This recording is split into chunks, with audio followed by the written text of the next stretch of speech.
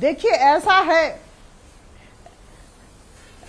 है कि लीक से हटकर बात कर रहे हैं, करेंगे क्या? अभी ऐसी स्थिति है कि ये जो है ना, चोरी पकड़ाना वैसी बात हो चुकी है। एनफोर्समेंट डायरेक्टरेट की जो कार्यकलाप है आश्चर्यजनक है। ये एक स्वाधीन संस्था है, अपना काम कर रही है और पूरा देश इन्हें देख रहा है। ट्रायल कोर्ट में मात खा गए, हाई कोर्ट में मात खा गए, सुप्रीम कोर्ट में मात खा गए, और ये क्या करेंगे अब?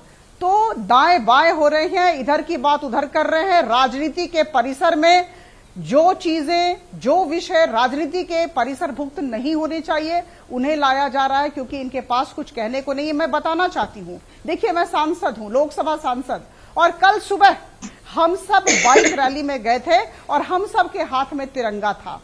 और मैं बता दूं, परसों ये एक राष्ट्रीय उत्सव था। ये भारतीय जनता पार्टी की बाइक रैली तिरंगा को लेकर नहीं थी, ये राष्ट्रीय उत्सव था और हमारे मुख्य अतिथि आदरणीय श्री वेंकैया नायडू जी थे, ये आदरणीय ओम बिरला जी नहीं थे। लेकिन ऐसी स्थिति में जब सबको ईमेल दिया गया, सबको बजाबते इनविटेशन दिया गया और हम सब वहां पहुंचे, तो कांग्रेस नदारद थी और बड़ी बड़ी बातें करती है। देश इनका रहा है, बोलते हैं देश हमारा है, स्वाधीनता हमारी वजह से हुआ, ये सारी बात ये लोग बोलते हैं। लेकिन जब राष्ट्रभक्ति दिखाने का समय आया, जब राष्ट्रवाद की बात हुई, तो पंकज जी, राष्ट्रभक्ति दिखाने का जब वक्त आया, जब कहा कि चलिए एका दिखाया जाए पूरी दुनिया को, इन्विटेशन दिया गया तो इनकार कर दिया। इनकार किया तो किया, उसके बाद देशद्रोही संगठन भी पुकारा जाता है, बड़े बड़े ट्वीट्स कर दिए जाते हैं। एका तो आप नहीं चाहते हैं, ऐसे आरोप कांग्रेस पर। तिरंगा यात्रा के लिए आमंत्रण देने वाली भारतीय जनता पार्टी होती कौन है? भारतीय जनता पार्टी जिस पितृ संगठन का राजनीतिक स्वरूप है, उसने तिरंगे के साथ क्या किया ये तो सबको पता है। अभी राकेश सिन्हा जी कह के गए हैं कि 1930 में हमने तिरंगे की पूजा की थी। पूजा नहीं की थी। उस वक्त क्या हुआ था कि कांग्रेस ने आह्वान किया था कि 26 जनवरी 1930 को स्वतंत्रता दिवस मनाया जाए, 15 अगस्त को नहीं, 26 जनवरी 1930 को। और उस दिन जो राष्ट्र ध्वज है तिरंगा, वो लहराया जाए।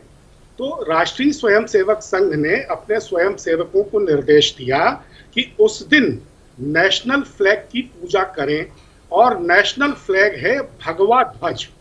तो भगवा ध्वज की पूजा हुई थी। राष्ट्रीय स्वयंसेवक संघ का जो लिखित संविधान है, जो पहली बार लिखा गया, उसकी धारा 5 है। वो धारा 5 पढ़िए रूबिका जी।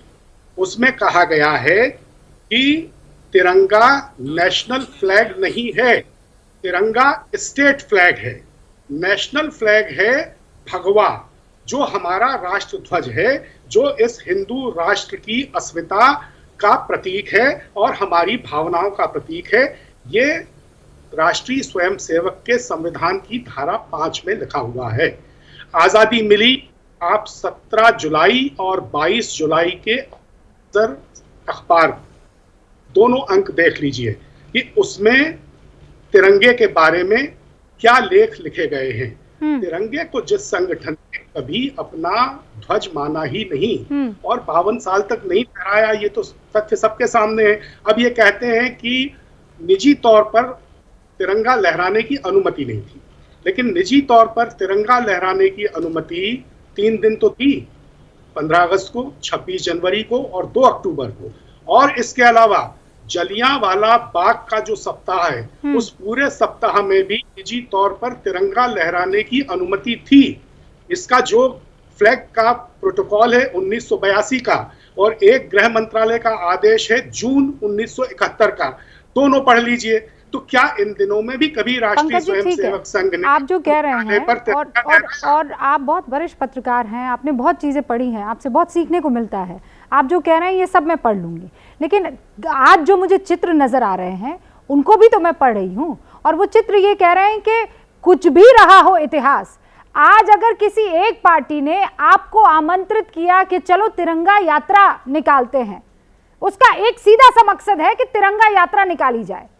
एक आम आदमी को यही नजर आ रहा है और उसको कांग्रेस ठुकरा देती है। इसके क्या माने हैं? इसके क्या माने एक आम आदमी समझेगा? आपकी राजनीति एक तरफ हो सकती है, आइडियोलॉजी एक तरफ हो सकती है, लेकिन तिरंगे का रंग तो एक ही है ना सर, वो थोड़ी अलग अलग हो सकता है। ये हैं शर्मा जी, जो रात का खाना और देश दुनिया की सुर्खियां दोनों लेते हैं सुमित अवस्थी के साथ। अब ये हैं इनके पड़ोसी बैनर्जी साहब। मिष्टी दोई खाते खाते पूरा बंगाल जान लेते हैं सुमन दे के साथ। इनकी तरह आप भी देखें अपने फेवरेट न्यूज एंकर को एक ही ऐप पर, और डाउनलोड कीजिए एबीपी लाइव ऐप अपने स्मार्ट टीवी पर।